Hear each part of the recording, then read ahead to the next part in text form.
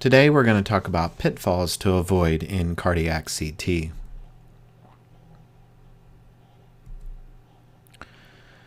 I'm going to start by showing you a couple clips from the popular show Mythbusters, where Adam and Jamie looked at evaluating quicksand. And the point here is that it was very interesting that they actually disproved quicksand and actually showed that it actually made you more buoyant rather than sucking you down. And the point of showing you this is that when I was originally given this lecture title, it was Pitfalls in Cardiac CT to Overcome. And I think even though they've disproven quicksand, most of us wouldn't walk into a collection of quicksand. So I really want to make the point here that you want to try to avoid these pitfalls, because many times once you've made them, it's very difficult to actually overcome them. So really we want to try to avoid the pitfalls.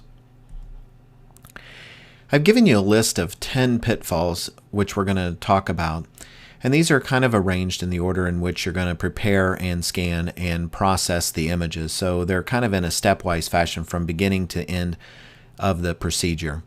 We're going to talk about appropriateness of the patients to scan, breathing artifact and heart rates, inappropriate R-wave triggers and phase for evaluation of the coronary arteries, noisy images, contrast administration, false triggers, ECG editing, and of course, the hot topic of dose reduction.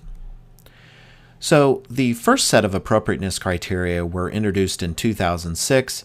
It was made up of a collection of cardiology and radiology societies that put the appropriateness criteria together. There was a brief update in 2009, which was put together by some members of the Society of Cardiovascular CT. And finally, the current guidelines that we're using are from 2010, again, a collection of cardiology and radiology societies coming together to put together the appropriateness criteria. Here are the main categories that we're going to talk about.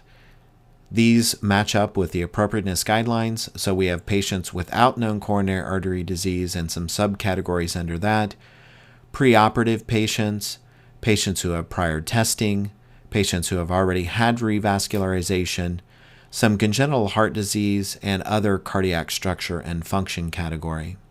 So before we get started, in the coronary artery disease category, we need to talk about the pretest probability because it's going to be very important to determine the appropriate category of patients to scan.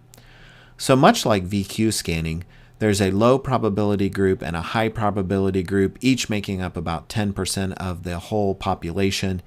And then there's the large intermediate probability group, which is 10 to 90%. And it's really this group that we want to focus on, trying to improve our assessment of those patients. To determine the pretest probability, let's take, for example, a 40 to 49-year-old male.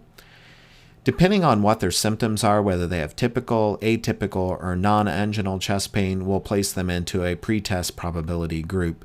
And again, the main probability group that we're wanting to focus on with cardiac CT is the intermediate pretest probability. The high pretest probability we basically never want to scan, and there are certain times where low pretest probability groups come into play.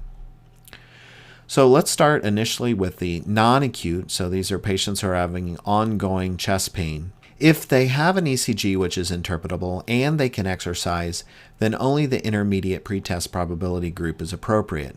Once one of these becomes unreliable, so an ECG that's unreliable or they're unable to exercise, then the low pretest probability group also comes into play.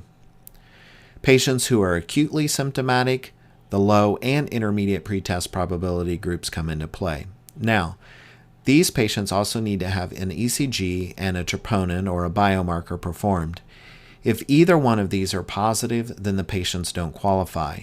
But if both are normal or if one is equivocal, then the patients would qualify for a cardiac CT.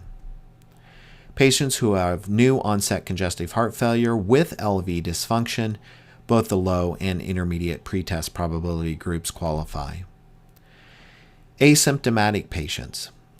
Patients who are asymptomatic, we need to calculate what their risk is.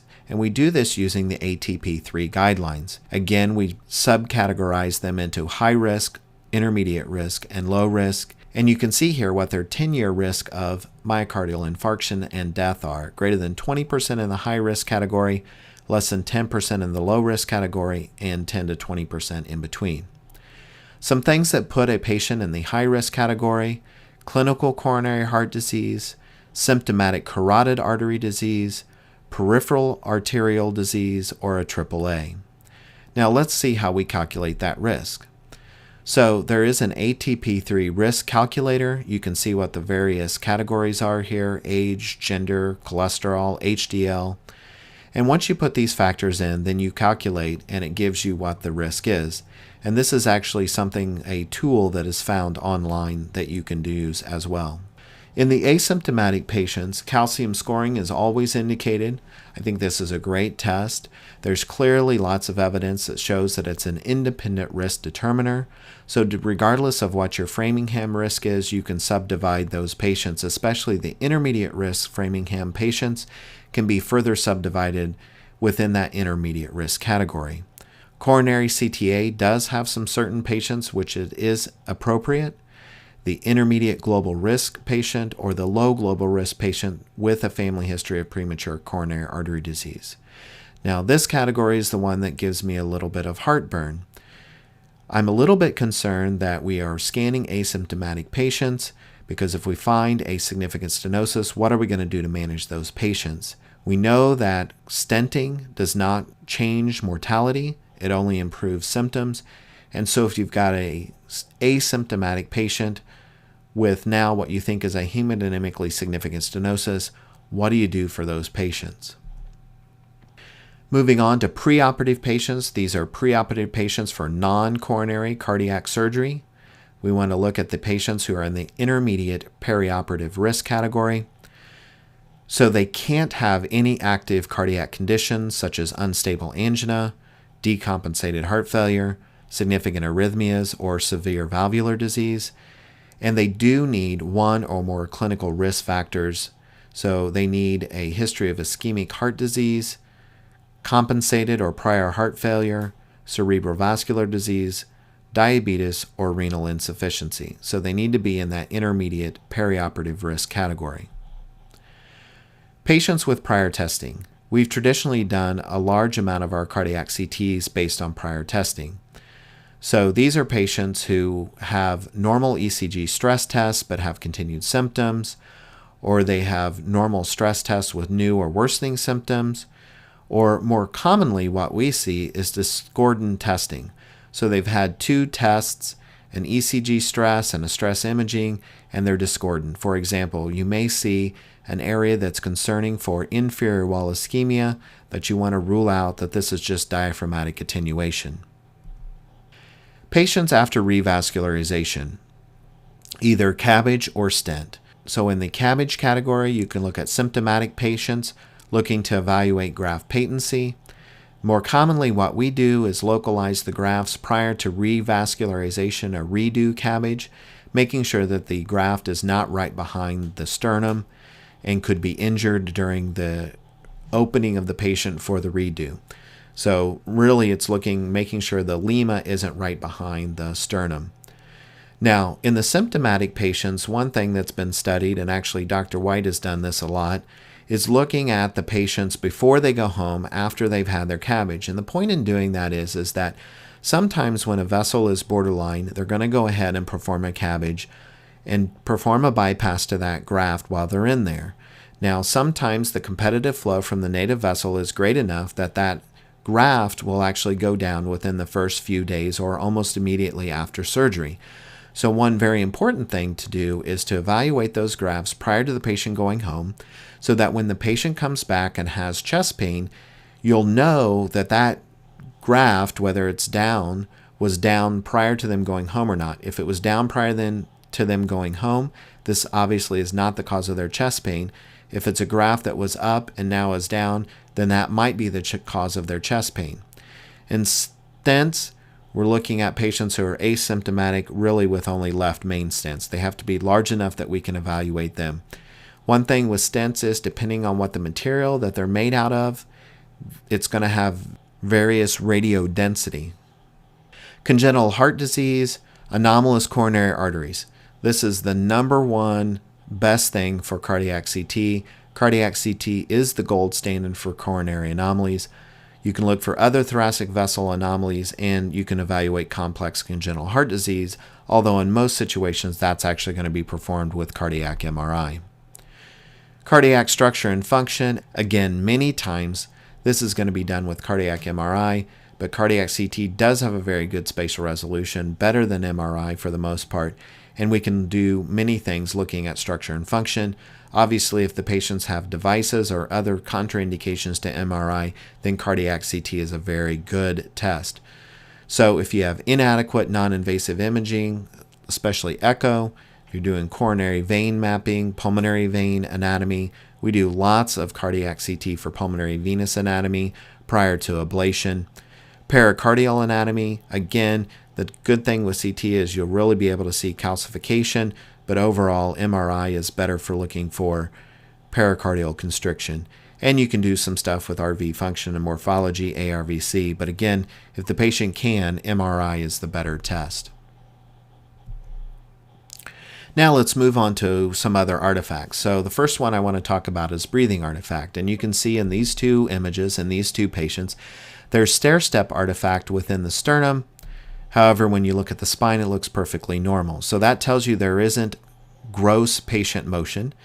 This is actually breathing artifact where the sternum was moving.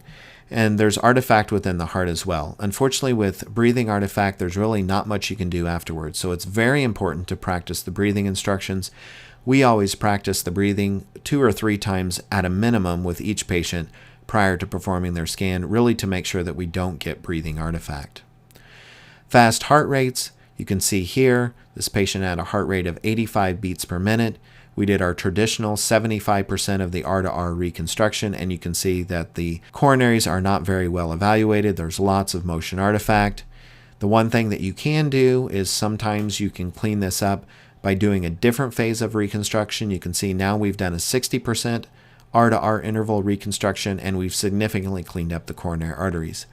Now, this is not most common. Most commonly, what you're going to end up having to do is lower the heart rate.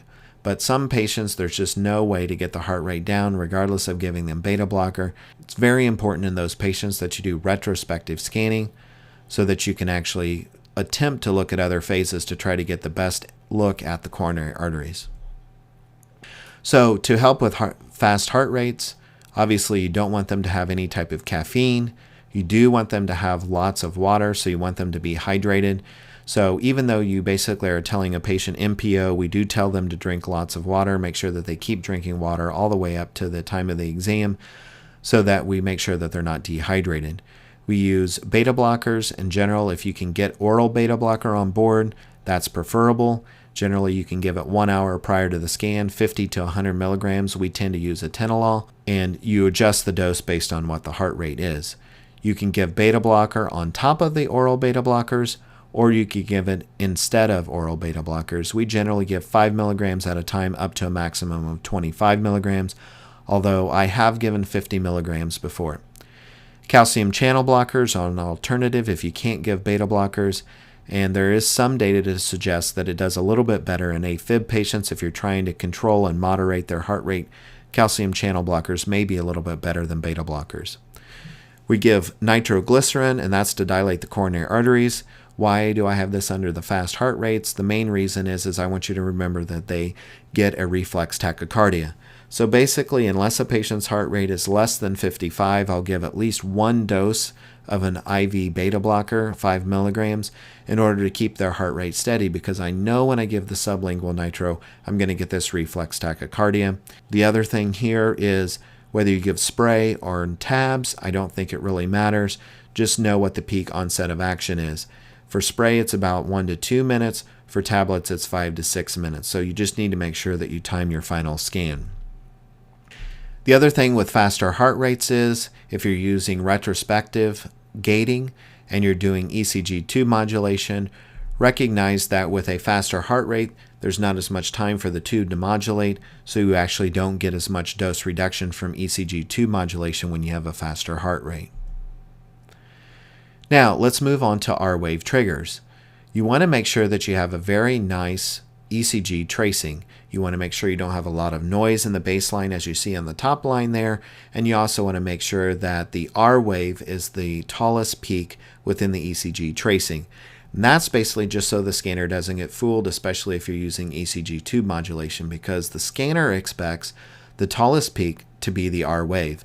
So if you have a T wave that's too high, one of the things that you can do is just go out and switch the attachments to the leads, the sticky pads on the patient, to basically change what the lead orientation is. That'll usually flip or suppress the T wave. Some of the scanners you can actually change the lead to, so it's changing from a lead 2 to a lead 1 maybe, to suppress that T wave. So you want this nice peak R wave, nice clean baseline. Now, let's talk a little bit about the phase for evaluation. We talked about that a little bit just a second ago when we were talking about the faster heart rate and how we went from a 75% reconstruction to a 60% reconstruction. Here's another example. You can see in this one we've done a 65% reconstruction, and you can see that there's stair-step artifact within the right coronary artery. We go to an end-systolic reconstruction of 40%, and you can see we've cleaned that up. Again, this isn't going to work all the time, but these are all techniques that you can try to use. If you do prospective triggering, step and shoot, whatever the manufacturer calls it, you only have data in that small selected time period. So if you run into some of these issues where you need to reconstruct at a different phase, you're not likely going to have the data. So with retrospective, you've got the data throughout the entire cardiac cycle. Now, to compensate for that, most vendors allow you to do what they call padding. So you can add a little extra. So you can add 5% or 10% extra to that one phase that you want to acquire, so that you have a little bit of wiggle room to shift either way by 5 or 10% in your reconstruction when you're doing prospective. Realize that you're going to add radiation dose whenever you widen that window of your acquisition, but it's still going to be likely less than retrospective. Noisy images. Noisy images are something we battle all the time. We want to make sure that we give enough dose to be able to make sure that we have nice, sharp, clean images. If we're using ECG tube modulation, obviously the further we get away from that peak window, the noisier the images are going to be. The one good thing that I think has really helped with noisy images is iterative reconstruction. So now with iterative reconstruction, we have the ability to create images without a lot of noise. Contrast, I'm one of those KISS kind of guys, keep it simple. So we actually use just a 2-phase fixed volume amount of contrast. So we use 370, we use a flow rate of 5 mLs per second, we use a fixed volume based on the scan time, and I'll show you how to calculate that just in a second. And we do a 2-phase. We do contrast followed by saline. I don't think there's anything wrong with doing weight-based, and in fact, as things get more technologically advanced, for example, the new injectors are very close to being integrated with scanners so that you can put the weights in and it all is controlled.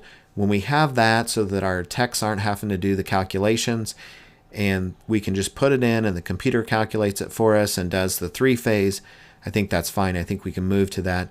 I've just found it adds complexity, and I found that in general it doesn't add a lot to the overall quality of the study. So how do I calculate? So the way I calculate is I take the scan time plus the post-threshold trigger delay. So I use a track and trigger technique. And then you multiply that by the injection rate, and that gets you your contrast amount. So in general, on our 64-slice scanner, most of our patients, it takes about 11 seconds to perform the scan. From the time the scanner is triggered till it begins to scan is about a 4-second delay. So we need about 15 seconds of overall contrast, which results in about 75 mLs of contrast.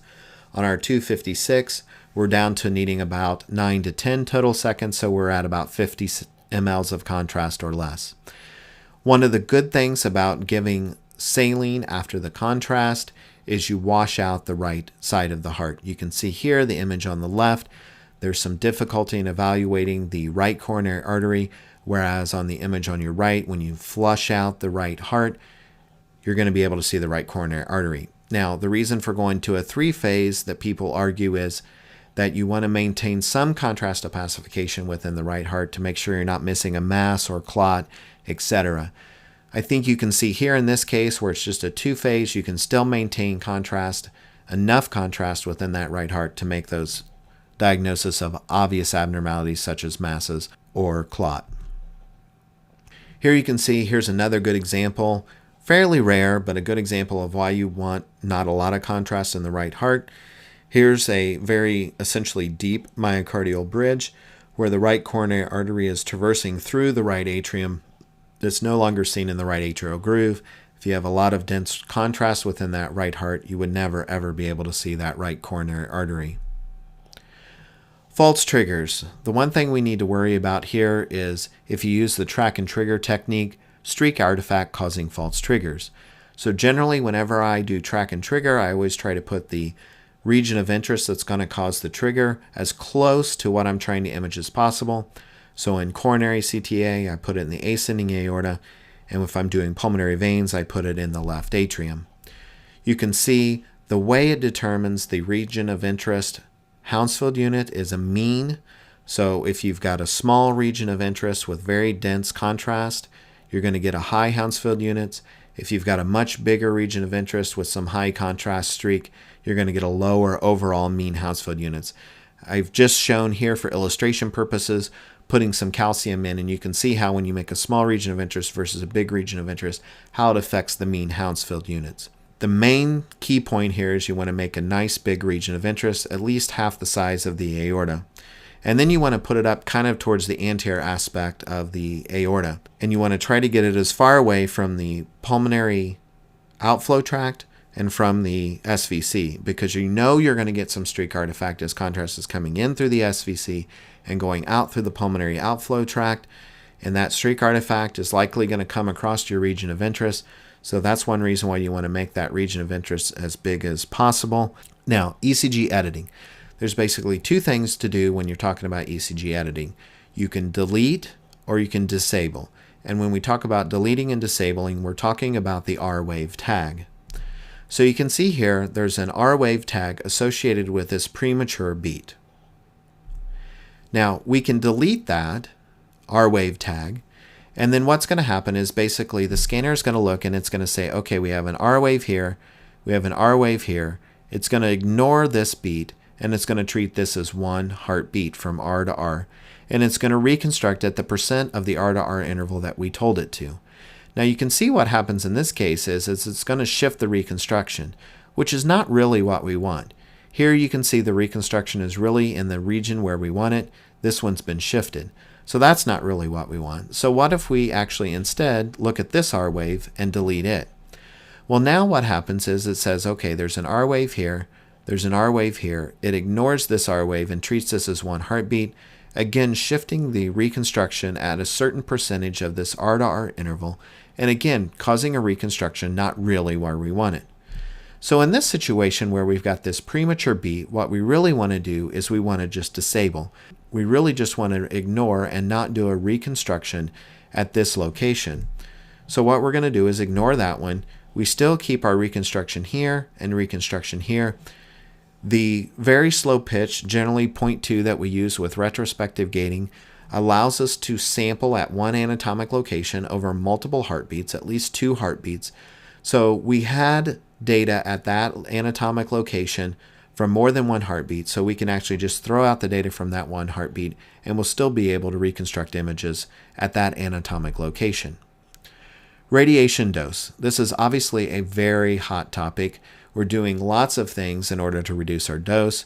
We've been using ECG2 modulation for several years. We've started using lower kV, 100 kV, we're even pushing 80 kV. We've got prospective triggering now. The new thing that keeps getting better and better with each generation of scanner that's now being introduced is iterative reconstruction. And we also have one vendor that performs a high-pitched ECG triggered spiral. So let's look at how we can apply these dose reduction techniques. So with retrospective gating, we can apply ECG2 modulation, which in and of itself can give up to a 50% dose reduction. We can add 100 kVp on top of that. So if you go from 120 to 100 kV, you can get a 40% dose reduction.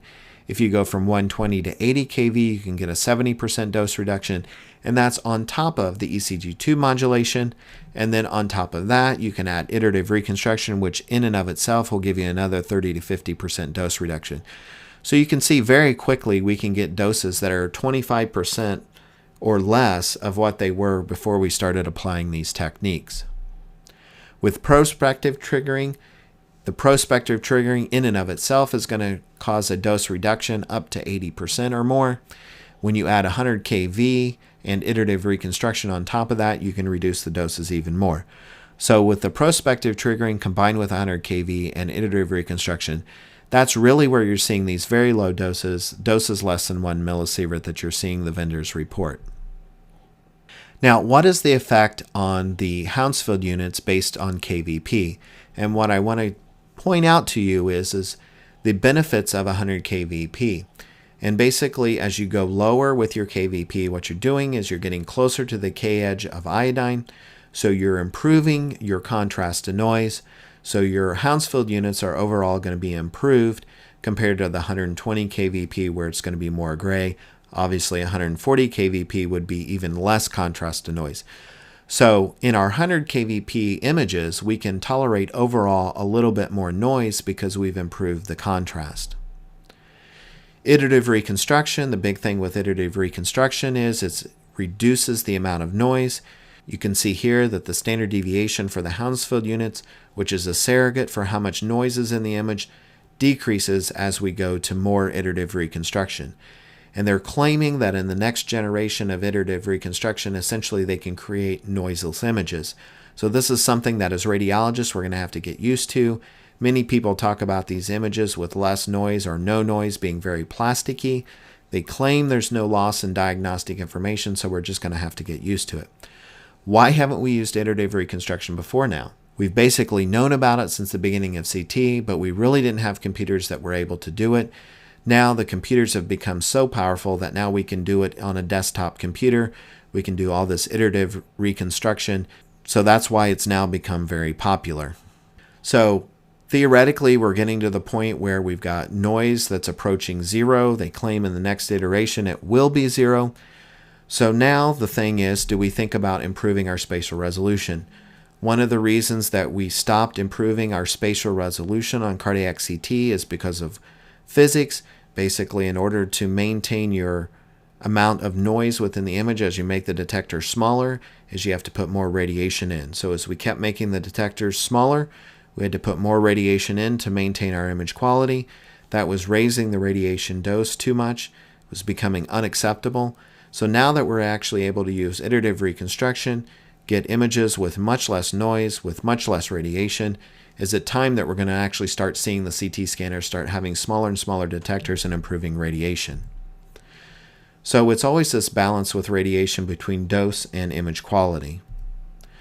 So we've talked about the 10 pitfalls to avoid: picking the right patient, practicing the breathing instructions, making sure their heart rate's low enough, making sure that you have a good ECG tracing with all of the data you need to reconstruct at the appropriate phase, making sure we apply techniques to reduce our image noise, giving the right amount of contrast, making sure we place our trigger in the right place so that we don't get false triggers, making sure we use ECG editing if we have abnormalities within our scan, and also focusing on dose reduction and getting that right balance between image quality and radiation dose. Thank you very much for your attention.